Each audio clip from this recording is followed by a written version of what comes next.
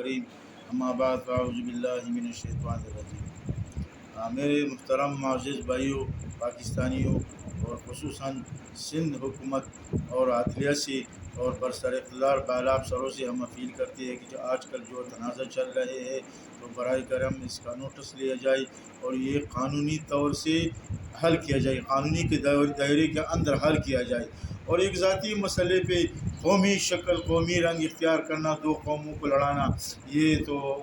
اس کے ہم مذمت کرتے ہیں اور یہ اپیل کرتے ہیں کہ یہ جو لوگ ہیں کہ سندھ میں بھی خاندانی اور اچھے لوگ ہیں اور ایسی پٹھانوں میں بھی ہے، برائے کرم یہ جو آپ عمل اختیار کرتے ہیں یہ دو قوموں کو ٹکراؤ کے لیے ہوتے ہیں، تو اس دو قوموں کو ٹکرانے سے گریز کرے اور قوم میں محبت اور انسانیت اور اعلیٰ بھائی چارہ کا راستہ اختیار کرو، اور یہ جو منافقت والے ہیں اور جنگ والے راستے ہیں اس سے گریز کرے اور قوم کو نہ لڑاؤ۔ پٹھانوں کی جو املاک ہے، جو ان کے جو جائیداد ہے، ان کو نقصان پہنچانے میں جو کچھ کام کر رہے، جو لوگ کام کر رہے ہیں، یہ تو میں سمجھتا ہوں کہ یہ محب وطن لوگ نہیں ہیں۔ پٹھانوں کی بہت قربانی ہے اس سندھ شہر کے لیے، پاکستان کے لیے بھی ہے اور اس سندھ شہر کے لیے بھی ہے۔ تو اگر کراچی میں جو فسادات پھیلی ہوئی تھی تو اس میں کافی پٹھان شہید ہو گیا، یہ بھی سندھ کی بقا کے لیے تھا اور سندھ کی رونق کے لیے تھی۔ تو آپ برائے کرم ایسی قدم نہ اٹھاؤ جس سے ہماری دو قوموں کی ٹکراؤ بن جاتی ہے، اور یہ جو لوگ ہیں یہ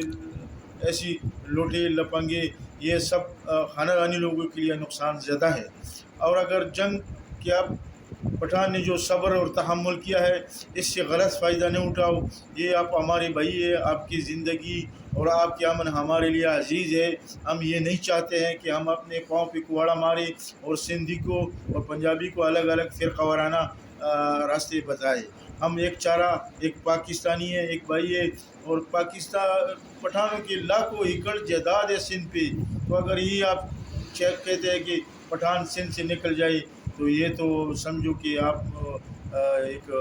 شر اور فساد کی راہ اختیار کر لیتے ہیں۔ تو ایسا نہیں کرو، پٹھانوں کی کافی قربانیاں ہیں اس سندھ عوام کے لیے، اور پٹھان اگر ایک دفعہ اٹھ گیا تو اس کو کمزور نہیں سمجھو، اس کا صبر اور تحمل یہ بزدلانہ نہیں سمجھو۔ یہ آپ ہمارے بھائی ہیں، ہم صبر کرتے ہیں کہ چلو یہ بھائی ہمارے راہ راست پہ آ جائے گا، ورنہ